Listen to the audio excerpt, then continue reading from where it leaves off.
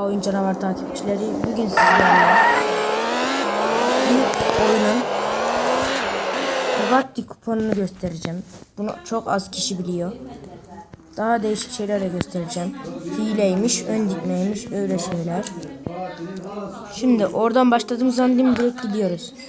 Doğduğumuz yerden. İlk döneme, son dönemeçten ilk tabelayı görünce karşımda tabi.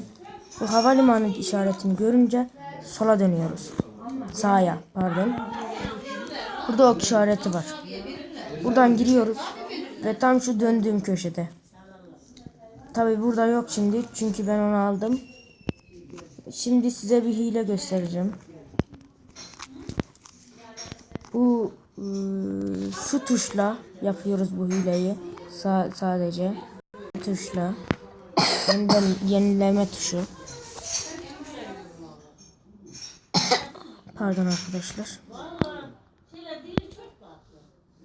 Şimdi bu yenileme tuşuna hız almışken bu yenileme tuşuna bastığınız zaman, bayağı bir bastığınız zaman her yere çıkabiliyorsunuz. Mesela şöyle göstereyim ben.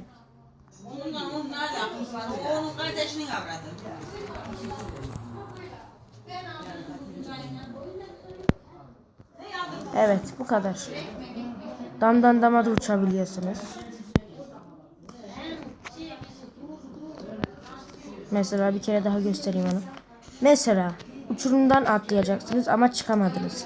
Buraya basıyorsunuz, çıkıyorsunuz.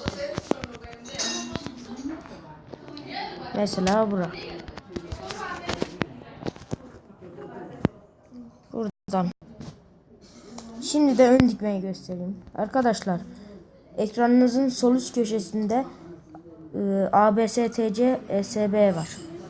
Bundan sadece TC olanını açık, off yazanına getiriyoruz. Ve arabayı durduruyoruz. Çok az bir şey hareket ediyor araba. Yenileme işaretine basıp gaza basıyoruz ve ön dikiyor. Bizi izlediğiniz için teşekkürler arkadaşlar. Videonun altında bulunan like butonuna basıp çok etmeyi unutmayın. Ve takip etmeyi unutmayın. Hoşça kalın.